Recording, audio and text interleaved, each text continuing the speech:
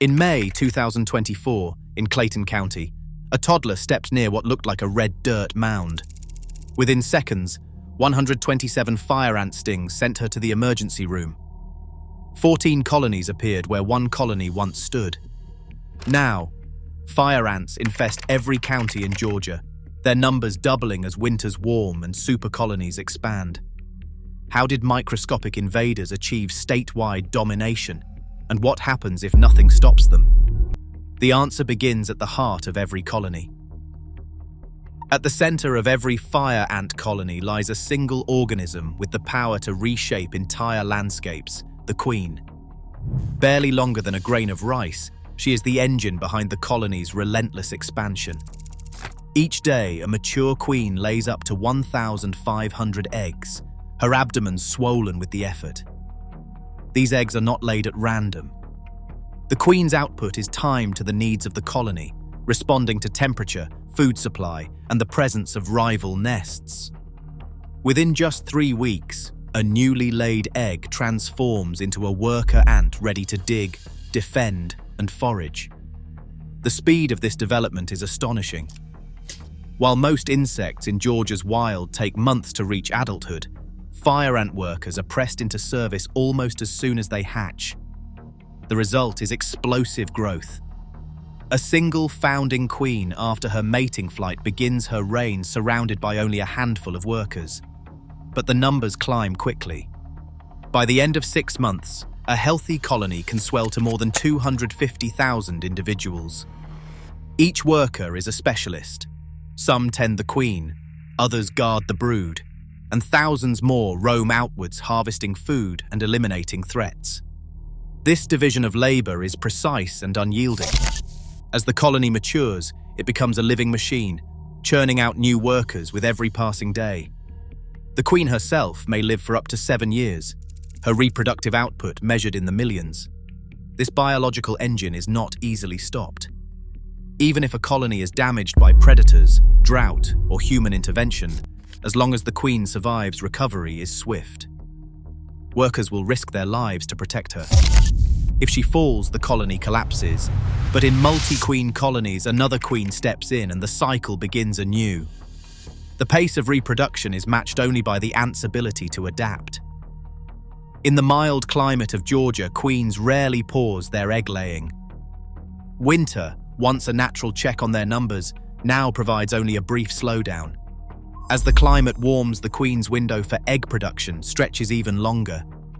This relentless reproduction has consequences far beyond the mound. Each new generation of workers adds to the colony's reach, overwhelming native insects, outcompeting rivals, and pressing against the boundaries of nearby yards, pastures, and parks. The queen's fecundity is not just a curiosity of biology, it is the root of Georgia's fire ant crisis. Every mound that appears in a backyard or field can be traced to this quiet, tireless force hidden deep beneath the soil, producing the next wave of invaders.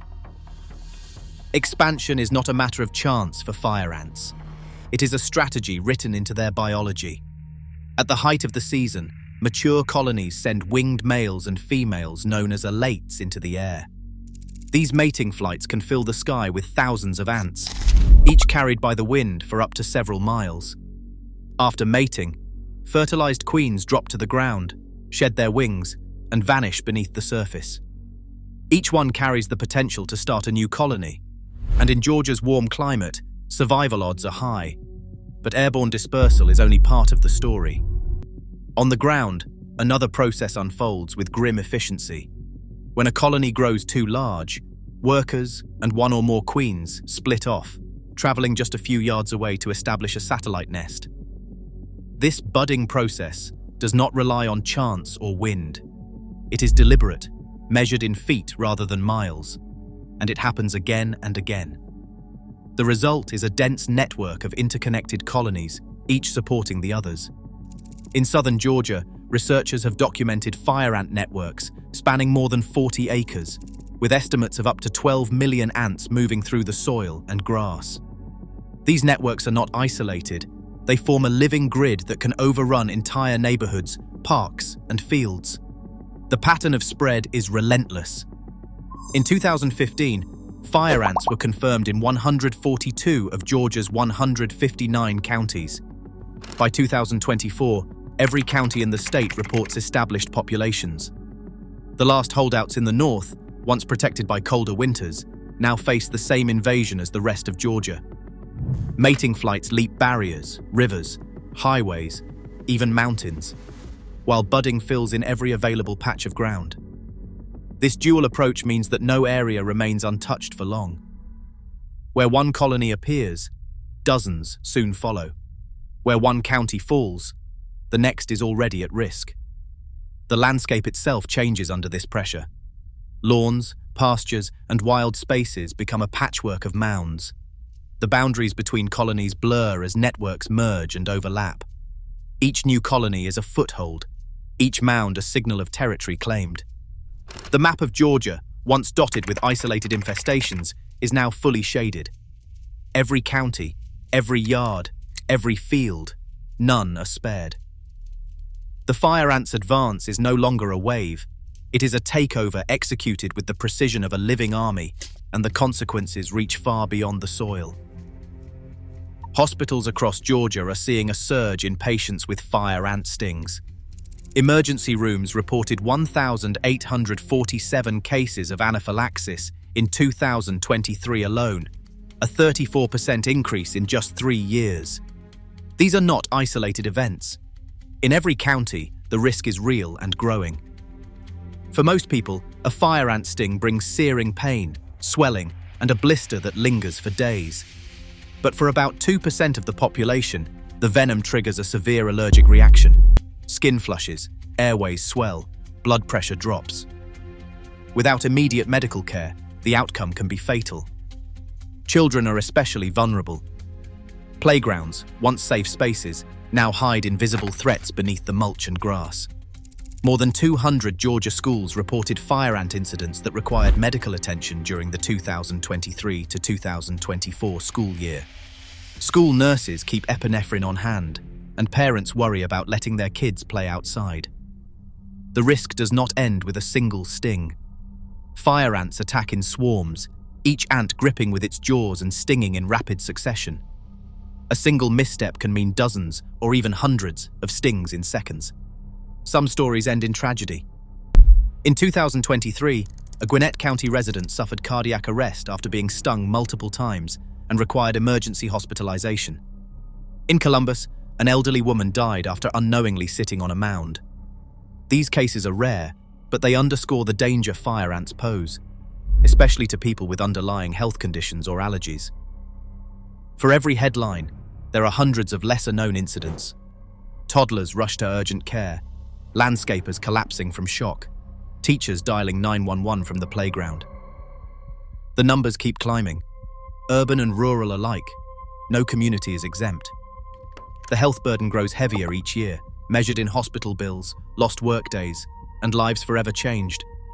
Fire ants are no longer just a nuisance, they are a public health crisis that touches every corner of Georgia. Native species in Georgia face a silent crisis beneath their feet. In areas overrun by fire ants, field studies show a staggering loss of biodiversity, with native arthropod diversity dropping by 40 to 60%. Ground beetles, harvester ants, butterflies, and bees vanish from landscapes they once dominated. The effects ripple outward.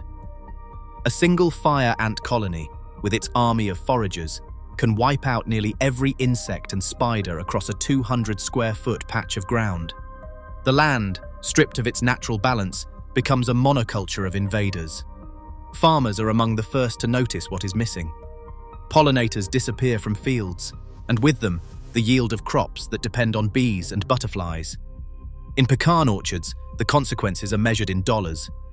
Each year, fire ants cost Georgia's pecan industry more than $8 million in lost harvests and damaged trees.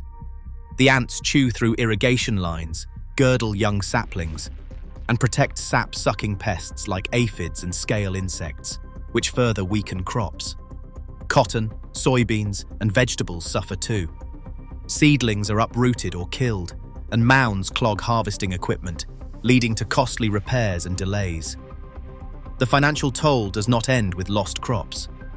Farmers now spend an estimated $24 million annually on fire ant control, broadcasting baits over fields, treating individual mounds, and repairing damaged gear. These expenses add up to a yearly burden of at least $32 million for Georgia agriculture, a number that climbs as infestations spread. For many, the battle feels endless. Chemical treatments offer only temporary relief, and new colonies quickly fill the gaps left behind. The ants' relentless expansion means that every season brings new costs and fresh damage. The ecological and economic losses are intertwined. As fire ants clear out native species, the natural checks and balances that once kept pests in line disappear.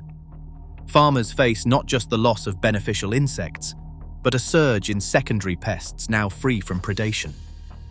The landscape shifts, and with it, the future of Georgia's farms and wild spaces grows more uncertain. The true cost of the fire ant invasion is measured not just in dollars, but in the living fabric of the land itself. Across Georgia, the fight against fire ants has become a test of endurance and resources.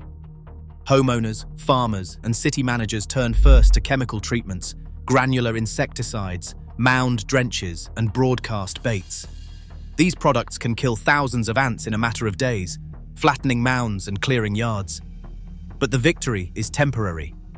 Within weeks, new colonies appear in the same spots, rebuilt by queens that survived underground or by new queens arriving on the wind. The cycle repeats, often at greater cost each season. Broadcast baits, recommended by the University of Georgia Extension, offer broader suppression. When spread at 1 to 1.5 pounds per acre, these slow-acting poisons are carried back to the colony and shared among workers and queens. Suppression rates reach 90% in treated areas, but the effect fades in 6 to 18 months. Without repeated applications, reinfestation is almost guaranteed. Individual mound treatments, drenching or injecting insecticides directly into nests, are effective for smaller areas or ornamental landscapes, but they are labor-intensive and easily outpaced by the ants' ability to recolonize. Biological controls have been introduced with hope and caution. Parasitic phorid flies released in several southeastern states target fire ants by laying eggs inside workers, whose heads eventually fall off as larvae develop. In Georgia's climate, however, the flies spread slowly, often less than half a mile from their release point each year. Their impact on overall fire ant populations remains modest. Microbial agents like the SINV3 virus and the Microsporidium Cneihalhasia solenopsis can weaken or starve colonies, but infection rates in Georgia's hybrid fire ant populations remain low. These biological tools offer promise for long-term management, but they do not eliminate the threat. No method offers true eradication. Each approach, chemical, bait, or biological, suppresses colonies for a time, only to see them rebound. The ants' reproductive speed and adaptability outpace even the most diligent efforts. Management has become a year-round necessity, not a seasonal chore. As Georgia's climate continues to favor fire ants, the gap between control efforts and lasting relief grows wider. The reality is stark. Fire ants are not being beaten back, only held at bay, and the cost in time, money, and ecological health keeps rising. Georgia's collective bill for fire ant control and damage now stands at an estimated $186 million each year. That figure includes everything from pesticides and professional treatments to medical care and repairs to farm equipment, yet it does not capture the full scope of the burden. Property values in heavily infested neighborhoods suffer, and the costs ripple through agriculture, recreation, and public health. In urban centers, the problem is especially visible. Lawns, parks, and playgrounds across the Atlanta metro area have become hotspots for fire ant activity, a trend that mirrors the broader statewide surge. While precise numbers for every city park are not available, surveys confirm that fire ants are now a fixture in every county, including those in the north that once stood outside the ants' range. The story behind this expansion is written in the temperature records. Georgia's winters, once reliably cold enough to limit fire ant survival, have grown milder over the past decade. In the past, a hard freeze could set colonies back, or even wipe them out entirely in the northern counties. Today, those same areas support year-round activity. Thermal tolerance studies show that some fire ant populations in Georgia now survive cold snaps that would have killed their ancestors. Researchers point to signs of adaptation.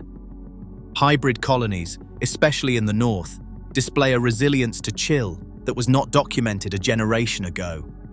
As a result, the zone of active infestation continues to push northward and upward in elevation, with mounds appearing in places once considered safe.